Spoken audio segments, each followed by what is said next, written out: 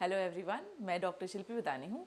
मैं एक plastic surgeon हूँ और एसबी एस्थेटिक्स गुरुग्राम में प्रैक्टिस करती हूँ।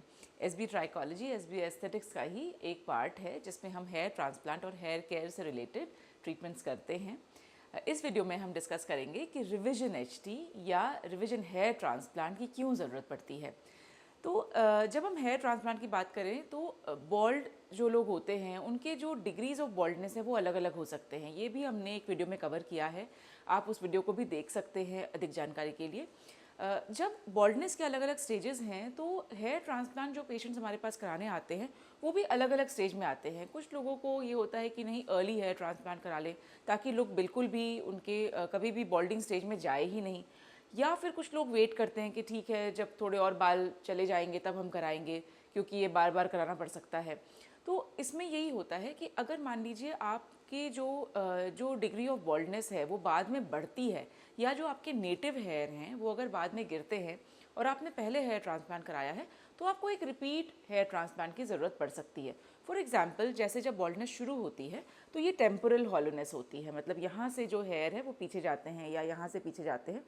तो उसके बाद जब हमने ये हेयर ट्रांसप्लांट कर दिया होता है तो आपके नेटिव हेयर यहाँ रहते हैं। ऑब्वियसली आपका जो हेड है वो almost hair, it's a head full of hair, तो उस समय आपको लगता है कि हाँ ये ठीक है। लेकिन जैसे मान लीजिए 5-6 साल बीते और जो पीछे के बाल हैं, जो नेटिव हेयर हैं, जो कि बॉल्ड हो सकता है जो एरिया, वहाँ से अगर बाल फिर गिरते हैं तो आपको ये बॉल्डिंग, न्यू बॉल्डिंग एरियाज़ में रिपीट हेयर ट्रांसप्लांट की ज़रूरत हो सकती है।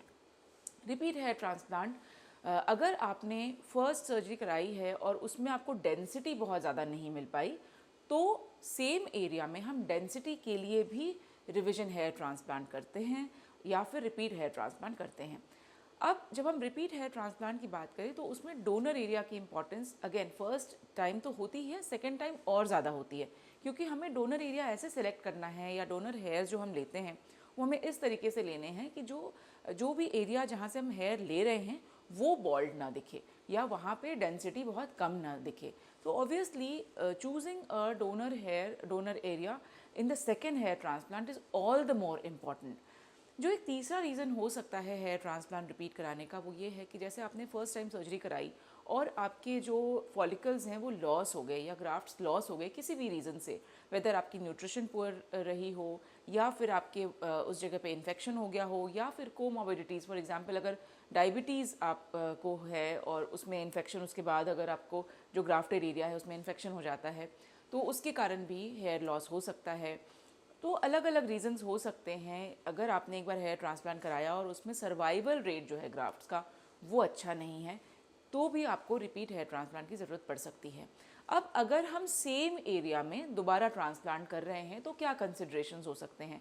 तो पहला तो ये है कि वो एरिया थोड़ा बहुत स्कार्ड हो सकता है, क्योंकि फर्स्ट हेयर ट्रांसप्लांट में जब हमने स्लिट्स बनाए तो वो ऑब्वियसली एक मिनिमल स्कारिंग से हील करता है, लेकिन अगर वहाँ पे हेयर सर्वाइव नहीं किया तो ऑब्वियसली हमें दोबारा से अगर हम हेयर ट्रांसप्लांट उसी जगह पे कर रहे हैं तो हम न्यू स्लिट्स बनाएंगे, तो ऑब्वियसली जो सराउंडिंग एरिया है वो स्कार्ड है। तो जो second hair transplant in the same area will definitely have some limitations, लेकिन फिर भी हम करते हैं और हमने सक्सेसफुली किया है। हेयर लाइन को और नेचुरल बनाने के लिए बहुत लोग आते हैं हमारे पास। फॉर एग्जांपल, उन्होंने अगर कहीं से हेयर ट्रांसप्लांट कराया है और उनको लग रहा है कि हेयर लाइन नेचुरल नहीं बनी तो उस समय भी हम हेयर ट्रांसप्लांट कर सकते हैं। जब ये सेटल हो जाए फर्स्ट हेयर ट्रांसप्लांट, 8-9 महीने का टाइम बीत जाए तो हम सेम एरिया पे हम कर सकते हैं, क्योंकि उतना टाइम लगता है किसी भी एरिया को बॉडी में, कभी भी कहीं भी सर्जरी आप कराएं तो 8 से 9 महीने, साल भर का टाइम ज़रूर देना चाहिए उस एरिया को सेटल करने के लिए रिपीट सर्जरी जब हम करते हैं उसके पहले।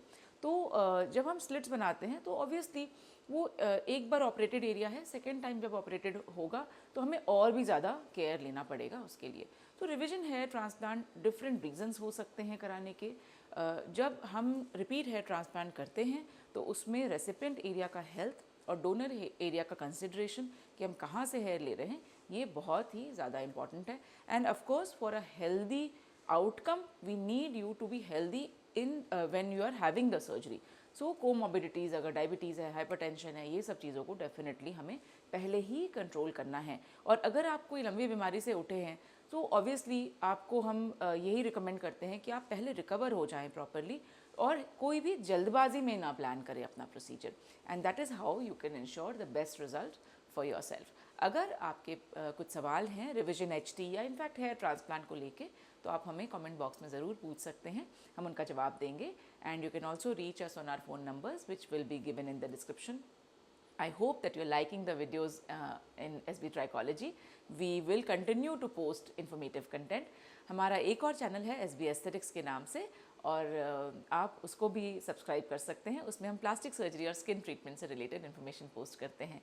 हमारे और भी हैंडल्स हैं, SB Trichology के नाम से ही हमारा इंस्टा हैंडल भी है, आप उसको भी फॉलो कर सकते हैं। Thank you so much.